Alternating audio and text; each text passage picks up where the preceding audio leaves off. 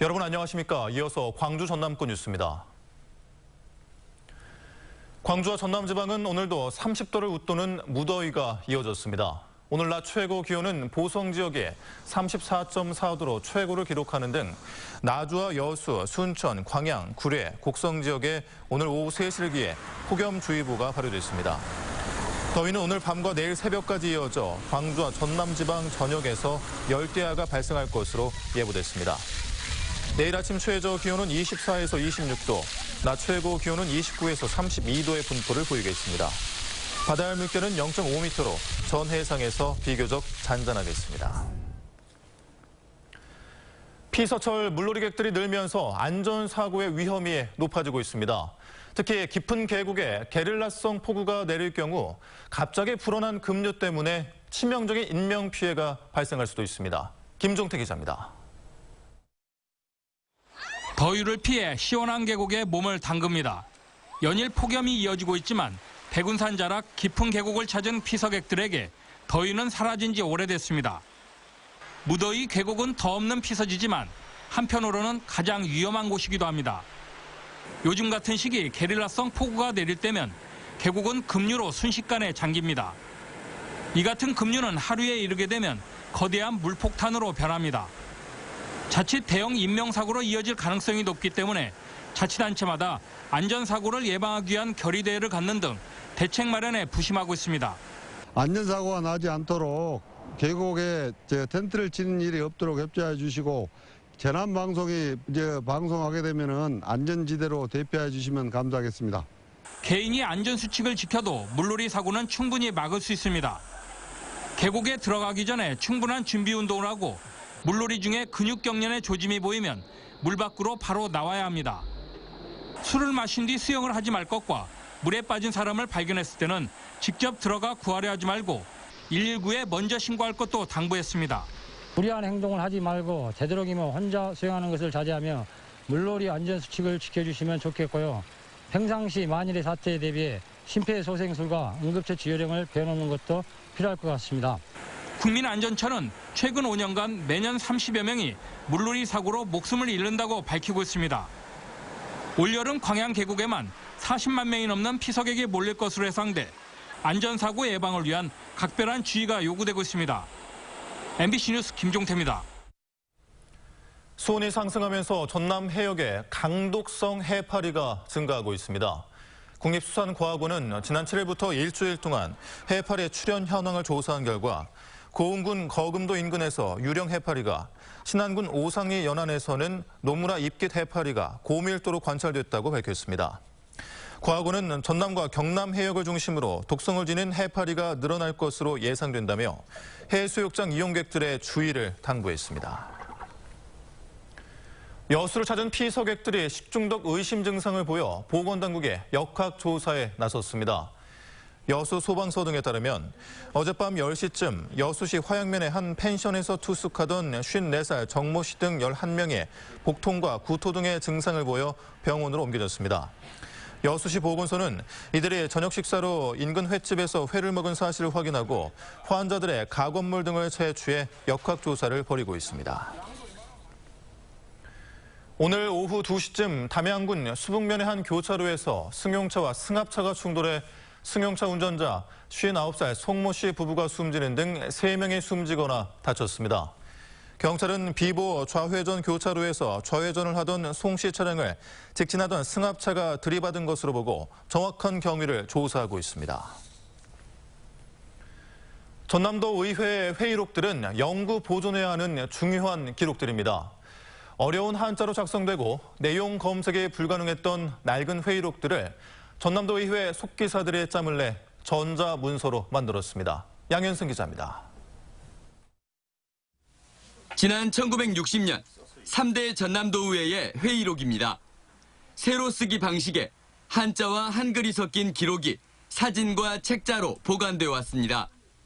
먼지 쌓인 옛 자료로만 남을 뻔했던 과거 회의록들이 전자문서로 다시 태어났습니다. 옛날 회의록은 아무래도 한자가 많이 섞여 있다 보니까 한자를 일일이 사전 찾아가면서 한글로 바꾸는 그 작업이 가장 어려웠던 것 같습니다. 지방의회 회의록은 영구 보존해야 하는 풀뿌리 민주주의의 중요한 근거. 하지만 1952년 1대 의회부터 1998년 5대 의회까지의 회의록은 전자문서가 아니어서 검색이 불가능했습니다. 과거의 회의록 모두 6만 7천여 쪽의 분량을 전남도의회 속기사들이 한글 문서로 직접 만들었습니다. 외부의 회의록 전산화 작업을 맡기지 않고 비회기를 중심으로 직원들이 직접 처리하면서 8천여만 원 예산도 아꼈습니다.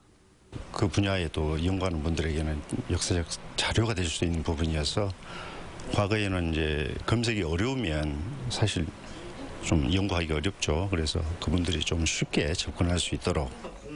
전남의 22개 시군의회 가운데 10곳은 전문 속기사가 없어 일반 행정 공무원들이 제각각의 방식으로 회의록을 만들고 있는 실정. 전남도의회 속기사들은 기초의회들을 위한 속기 업무 편람 제작에 나설 계획입니다. MBC 뉴스 양현승입니다.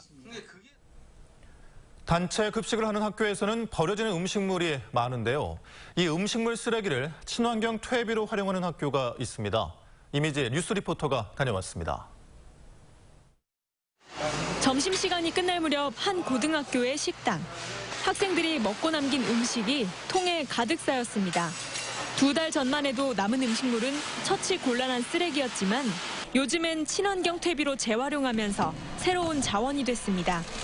뿌듯하기도 하고 또 이게 음식물 쓰레기로 만들어지는 비료이기 때문에 더 신기하기도 하고.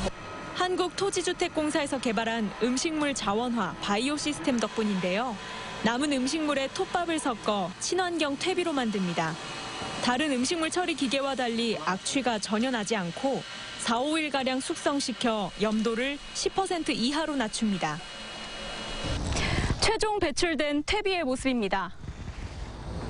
퇴비 특유의 역한 냄새가 없어 학생들도 이 퇴비를 활용해 학교 텃밭을 직접 가꾸고 있습니다. 지난 5월부터 지금까지 생산된 완숙 퇴비는 약 300kg입니다. 월 60만 원가량 들던 음식물 처리 비용과 화단을 가꾸는 데 드는 퇴비 구입 비용도 획기적으로 줄었습니다. 우리 학생 복지라든가 또 학교 어떤 학생들 환경 개선이라든가 이런 부분에 더 다시 재투자를 해서 좀 더 나은 급식질 향상이라든가 또 급식이날 행사 이벤트. 버려야 하는 쓰레기에서 식물을 키우는 환경 자원이 된 음식 폐기물. 학교 화단에 쓰고 남은 친환경 퇴비는 지역 주민들에게도 나눠줄 예정입니다. MBC 뉴스 이미지입니다. 19대 대통령 선거 이후 더불어민주당 전남도당에 입당자와 복당자가 함께 늘고 있습니다. 더불어민주당 전남도당은 최근 복당을 신청한 100여 명에 대해 복당을 의결하는 등 올 들어 복당자가 200여 명에 이르고 있으며 대선 이후 신규 입당자도 6천여 명에 이르고 있다고 밝혔습니다. 1980년 광주에 참상을 날린 독일인 기자 힌츠 페터 씨의 사연을 소재로 한 5.18 영화 택시 운전사가 정식 개봉에 앞서 5.18 유공자들 앞에서 시사회를 갖습니다. 배급사에 따르면 내일 저녁 7시에 CGV 광주 상무점에서 5월 세 단체 등 유공자와 관계자 150명을 초청해 영화 시사를 갖습니다. 다음 달 2일 개봉하는 이 영화는 송강호와 토마스 크레츠만이 출연해 고 힌츠 페터 기자의 5.18 취재기를 그리고 있습니다. 영화관이 없는 진도와 완도, 곡성, 보성, 화순군에 올해 작은 영화관이 들어섭니다. 전라남도에 따르면 오는 20일 작은 영화관 3호점인 진도 아리랑 시네마가 문을 여는 것을 비롯해 오는 8월 완도, 11월 곡성, 12월에는 보성과 화순군, 내년에는 강진군에 작은 영화관이 개관됩니다. 전라남도는 내년까지 모두 10개 작은 영화관을 개관하기로 한 가운데 아직 참여하지 않은 영암과 한평, 담양 등 6개 군의 참여를 독려하고 있습니다. 국산 천일염 가격이 폭락하고 있는 가운데 전라남도가 중국 시장 수출을 타진하고 있습니다. 전라남도는 다음 달 천일염 생산업체를 대상으로 중국 수출을 위한 등록 지원과 통관 절차 설명회를 갖고 오는 9월 중국 절강성 주산시의 염업조합과 MOU를 체결하는 등 중국 수출에 나서고 있습니다. 전국 천일염 생산량의 91%를 차지하는 전남에서는 천일염 1kg 가격이 지난해 6월보다 60% 이상 폭락한 150원에 그쳐 생산자들의 고통이 가중되고 있습니다.